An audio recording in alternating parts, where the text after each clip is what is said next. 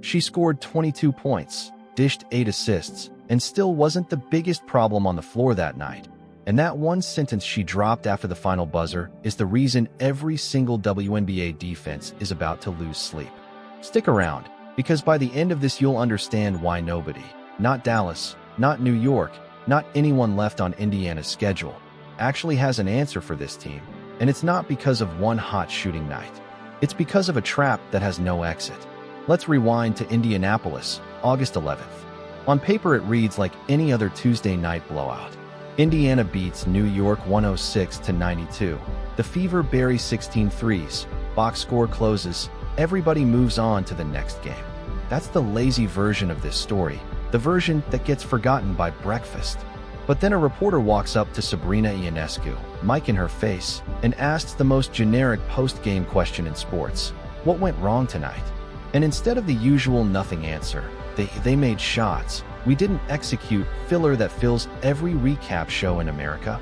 Ionescu says something that quietly rewires the entire conversation. She says their big presence in the paint forces her team to send help. And that help is exactly what opens up the perimeter kickouts that buried them. Read that again. That's not a player describing bad luck. That's a player describing a mechanism, a trap. And once you understand the trap, you can't watch this Indiana team the same way again. So let's actually break down what defending this team requires, because the box score doesn't show it, and the highlight package definitely doesn't show it. Defending Indiana isn't about stopping one player. It's about surviving a decision that has no correct answer. Here's the anatomy of it. Aaliyah Boston operates down low, physical, skilled, someone you cannot leave one-on-one near the rim without paying for it. So defenses send a second body to help. The instant that helper leaves their assignment on the perimeter, a gap opens up somewhere on the arc, and Caitlin Clark is already looking there before the gap even fully forms. That's the trap. It was never just Clark. It was never just Boston. It's the space between them, the geometry that forces a defense into two places at once. Help the paint, and Clark finds the shooter. Stay attached to the shooters, and Clark drives herself. Push her farther out to limit her range, and the passing lanes behind that first defender only get wider. There is no stable position to hide in. Every single choice gets converted into points. New York's head coach admitted as much afterward, saying flat out that if his team commits to taking away the paint, some nights that's going to mean open threes on the other end. That's not a coach making excuses. That's a coach describing an unsolvable equation out loud. New York didn't make a bad decision that night. They made the only sane decision available to them, and Indiana still made them pay for it. Now here's where it gets specific to Clark, because what makes her different from every other lead guard in this league isn't just what she does once she's near the paint. It's what she does the second she crosses half court. Against a normal point guard, defenses have a simple, boring, effective counter. Sag off, protect the rim, dare her to shoot from range, live with a contested three, live with the math. Most guards make that trade worth it for the defense. Clark breaks the math. Her range is real enough from deep that giving her space isn't a dare. It's a gift, a legitimate look from 28 feet that she'll happily convert. So defenders have to step up higher, tighter, more aggressive, which means the instant a screen comes, they're already a half step out of position, which opens the driving lane, which pulls a second defender, which leaves someone open on the weak side, which is exactly the pass Clark's already seen coming. It's a chain reaction. Every correct, individual defensive read just feeds the next problem down the line. And this is the part that never shows up properly in a box score. 10 assists sounds like a strong stat line, and it is, but 10 assists only counts the passes that actually turned into a made shot. It doesn't count every possession where her mere positioning forced a defender 2 steps out of where they wanted to be. It doesn't count the drives that collapsed a defense and got kicked out a beat before a shot was even taken. It doesn't count the pure gravitational pull of her jumper pulling a defender's starting stance 3 feet closer to the arc than they'd ever want to stand against anybody else. The advantage exists before the ball even moves. That's the separator. But here's a truth that gets buried whenever people talk about Clark specifically. All the gravity and all the reads in the world mean absolutely nothing if the guy or girl on the other end of the pass doesn't finish.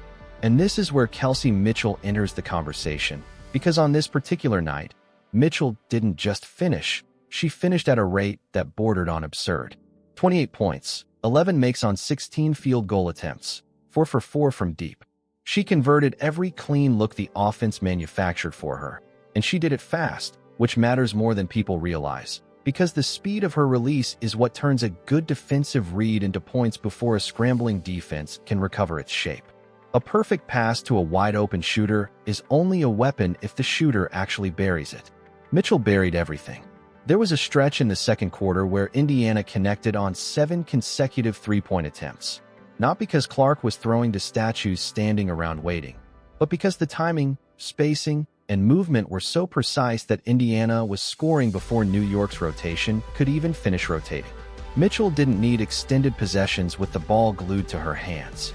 She just needed to be in the right spot at the right split second, and then she needed to knock it down. She did both, over and over, without a flicker of hesitation. Take away her conversion rate, and Clark's brilliant read just becomes a stat sheet footnote. A pretty assist attempt that a help defender arrives in time to contest into a miss. Mitchell made sure that never happened. Then there's Aaliyah Boston, who gets the least attention of the three despite arguably being the most important piece structurally.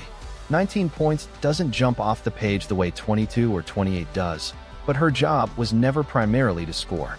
Her job is to occupy a specific patch of real estate near the rim and force a defense to make a decision before the ball has even reached her. The moment she establishes position down low, a help defender has to acknowledge her. You simply cannot leave a player of her caliber unattended in the paint. And the instant that helper commits, Clark's window opens. 19 points, 7 boards, 4 assists is a strong stat line on its own.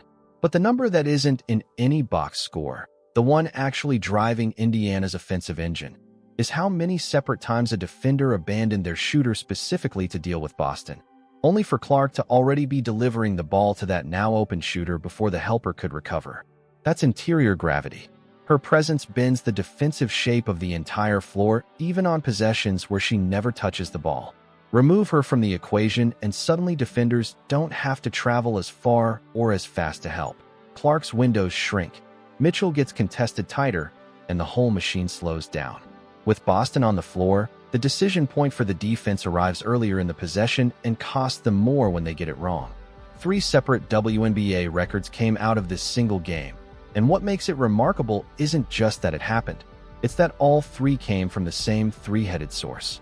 Indiana hit the 100-point mark for the 15th time this season, extending their own single-season league record.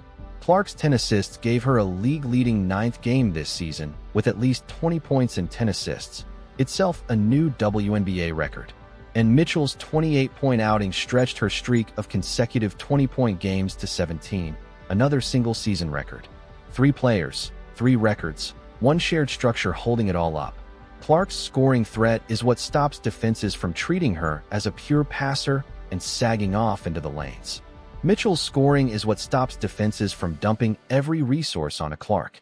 And Boston's presence down low is what stops teams from trying to solve both guards with pure perimeter pressure. Each record only existed because the other 2 created the conditions for it. New York effectively had 3 separate fires burning and only 5 defenders to put them all out with, and every single attempt to smother one fire pulled water away from a different one. Now, here's the honest pushback, and it deserves a real answer instead of getting waved away. Indiana shot somewhere around 64% from deep that night. That's not just a good shooting night. That's a historically absurd number, the kind of accuracy that even the league's best offenses can't promise you on a random Tuesday. 11 makes on 14 first-half attempts isn't just good shot creation. It's a level of precision that a defense could reasonably look at and think they simply cannot do that again. And Ionescu herself basically said as much, wondering out loud whether it's a completely different ballgame if those shots aren't dropping, and admitting, honestly, that she didn't know. That caveat is fair. Indiana's margin ballooned that night partly because contested, late clock, tough angle shots were falling that a defense might live with the other 364 days of the year. But here's where that argument falls apart if you sit with it a little longer. It's treating the shooting percentage as the actual story, when the percentage was never the point. The real question isn't whether Indiana can repeat a 64% shooting night. Nobody can promise that, not even them. The real question is whether Clark can keep repeating the read. And that distinction changes everything. A shooting percentage describes what happens after the ball leaves someone's hand. Advantage creation describes what happens before the release even exists.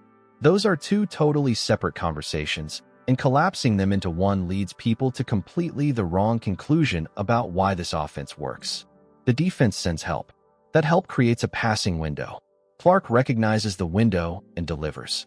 Indiana gets a look from the exact player that possession freed up. That entire chain, help, window, read, shot, doesn't care one bit about the final shooting percentage. It manufactures quality looks regardless of whether they happen to fall that particular night.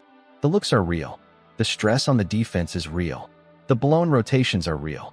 Whether the shot drops is simply the outcome, not the cause. Neither coach on either side claimed all 16 threes came from carbon copy possessions. There were transition buckets, individual shot making, broken plays, straightforward mistakes mixed in too. Basketball's never that clean. But the mechanism doesn't need to explain every single shot. It just needs to explain why the exact same defensive stress kept reappearing possession after possession after possession all night long. So think about what that actually means going forward. A team could hold Indiana comfortably under 64% from three, even well under it, and still spend 40 entire minutes sending two defenders at one action, scrambling to account for Boston, and chasing a pass that Clark already released a half-second before help ever arrived. The structure is what generates the stress. The shooting percentage is just the receipt for how much it cost on any particular night. Dallas gets the next shot at solving this puzzle when Indiana rolls into town on August 14th. And the Wings actually do have a data point to lean on. They beat Indiana back in May in the regular season opener, 107-104, with Clark finishing at 20 points and 7 assists, but also 5 turnovers and a late three-point attempt to tie the game that rimmed out. That result gives Dallas something to point to. It also risks giving them false confidence if they lean on it too hard, because this isn't the same Indiana team they saw in May. Clark's 10-assist night against New York was already the 19th time in her career she's put up 20 points and 10 assists in the same game. The most such performances in WNBA history, full stop. Mitchell walks in with 17 straight 20-point games. The Fever have cracked triple digits 15 times this season. The numbers don't lie, and they're not saying what they said in May. So what actually are Dallas's options here? They could switch more aggressively on defense, keeping individual defenders locked onto their specific matchups to cut down the immediate pressure funneling into the paint. That can genuinely blunt the kickout problem, but it risks handing Boston a size mismatch she'll happily exploit down low, or leaving Clark isolated against a slower defender with a whole runway of open space in front of her. They could try more zone looks, packing bodies near the driving lanes without committing a second defender directly onto Clark in man coverage. Zone can disrupt rhythm and muddy a read-and-react offense like this one, but it also hands a genuinely elite passer fixed, predictable gaps to exploit, especially if Indiana whips the ball around before the zone even fully sets. Or Dallas could pressure Clark high, up near half court, trying to strip the ball out of her hands before she ever builds any momentum. New York already showed exactly what happens next in that script. The defense has to rotate hard behind that pressure before Mitchell or Boston or anyone else catches the outlet, and being even half a second late is still late enough to get burned. Every single adjustment changes the flavor of what Indiana gets to eat. None of them make the core problem disappear. The bigger test, though, comes later, August 22nd, when Indiana travels back to New York for the rematch.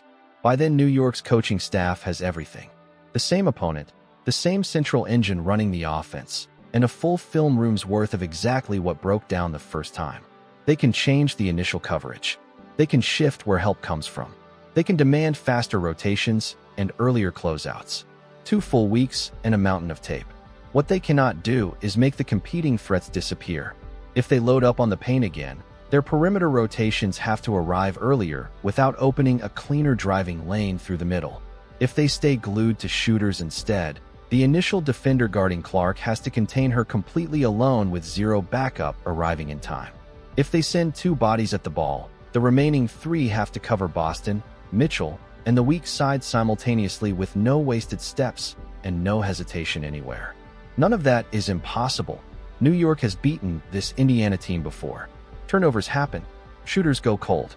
Screens get set at bad angles. A good helper can disguise their intentions just long enough to blow up a read before it forms. No offense runs at peak efficiency on every single possession, and Indiana's won't either. But the real challenge was never surviving one possession. It's stacking together the number of correct decisions this offense demands on every single trip down the floor, possession after possession, for 40 straight minutes. Indiana only needs one of those decisions to arrive a beat late. Just one. A rotation that's a half step behind. A closeout that hesitates for one extra tick. A moment where the defense is still asking itself what to do while Clark has already decided and already delivered. On August 11th, New York handed Indiana that exact moment, over and over, and every single time it appeared, somebody made them pay for it. Mitchell's 28 punished the perimeter. Boston's 19 punished the interior. Clark's 22 kept her locked in as a live scoring threat and not just a passer, which meant New York could never fully commit a defender purely to taking away her vision. And her 8 assists were simply the record of how often the ball found the correct answer the second the defense committed somewhere it shouldn't have. That kind of distributed damage is genuinely harder to defend than one player going off for 45 on her own. When a single scorer erupts, you know exactly what to do. You double, you trap, you foul if you have to, you live with the kickouts and trust the rotation behind it. There's a clean target and at least an attempt at a clean answer. Indiana never gave New York that luxury. Every single player on the floor made the next rotation feel urgent. There was no pass Clark could throw that the defense was comfortable simply conceding. Indiana isn't shooting 64% from deep every single night for the rest of the season. That part of August 11th is the one most likely to drift back toward normal, and defenses around the league can look at that number and find a little false comfort sitting in it. But the underlying sequence, the paint pressure that pulls the help, the read that finds the gap, the right player getting the ball in the right spot, the shot going up in rhythm, that sequence doesn't need 64% to work. It just needs execution. And across everything Indiana has shown this season, the execution has stayed remarkably consistent even on nights when the shooting numbers weren't historic. The shots can fall at a perfectly ordinary rate while the number of correct decisions the defense is forced to make stays extraordinary. That's the actual problem nobody's solved yet. That's what Ionescu was really describing that night, standing there answering what sounded, on the surface, like the most routine post-game question in sports. She wasn't narrating a hot shooting night. She was reading off New York's defensive assignment sheet in order, one line at a time. Deal with the bigs, help in the paint, recover to the shooter on the kick-out, respect the range, contain the drive, survive the read. One single possession asks a defense to complete that entire checklist before the shot clock even hits 0. Dallas sees that checklist on August 14th. New York gets a second crack at it on August 22nd.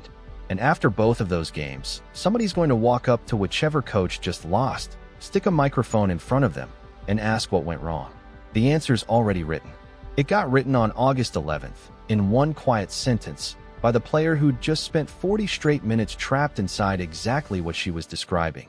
Their bigs are a handful. We have to help in the paint, and that's exactly what opens up the kickouts. That's the choice. That's always been the choice. And right now, nobody in this league has figured out how to make it go away.